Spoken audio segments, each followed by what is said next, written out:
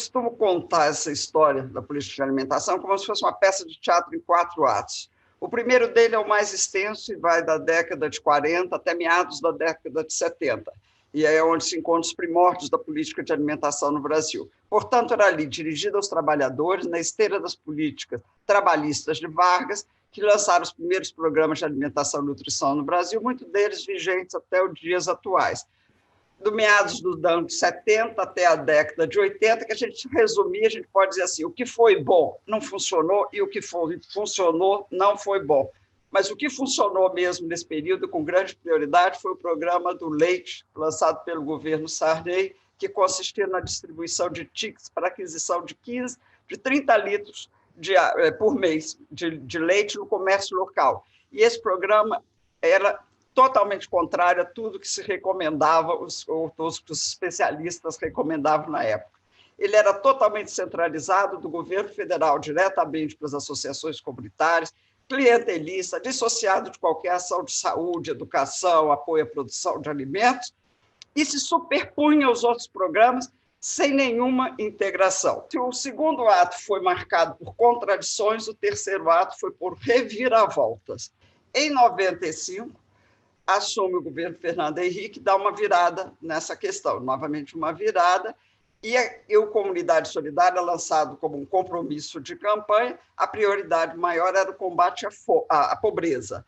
A fome entrava no leque de problemas que afetavam a pobreza.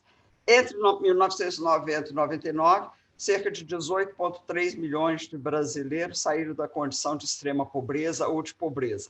Mas o que muitos estudos da época revelam e enfatizam, que o maior programa de combate à fome e de combate à pobreza no período foi da estabilização monetária, em meados da década de 90, que nos comprovava a tese de que a melhoria, o combate à fome passa pela melhoria da renda e ela passa pelas políticas do campo econômico.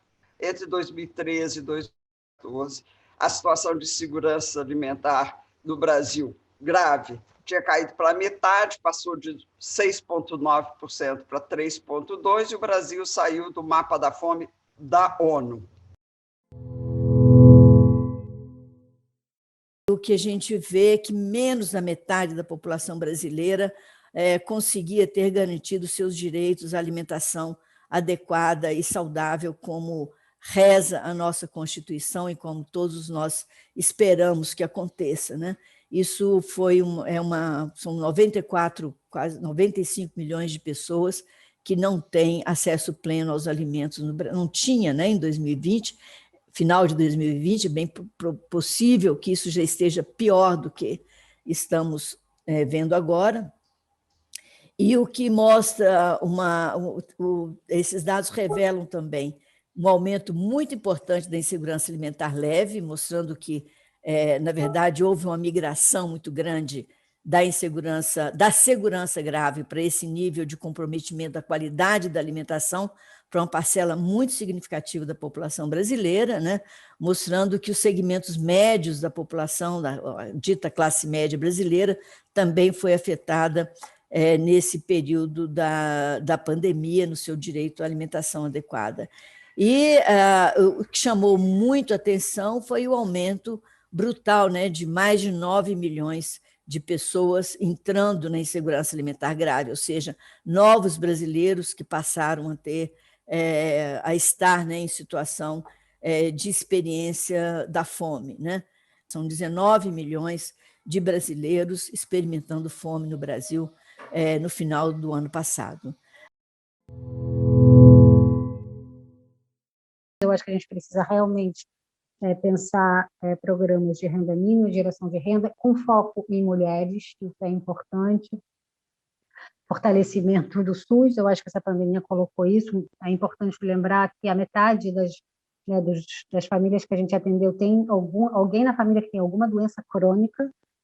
Isso é um dado fundamental. A gente precisa falar de saúde alimentar. Eu acho que tem uma questão que a gente também não pode abrir mão, é a questão da educação. A gente está com crianças há mais de um ano fora da escola, né? Agora está voltando, mas elas ficaram um ano, e aí a gente tem que falar de inclusão digital, inclusão tecnológica, enfim. Tudo isso vai junto, porque a gente tem que pensar a longo prazo, né? E a gente está falando de reprodução da desigualdade.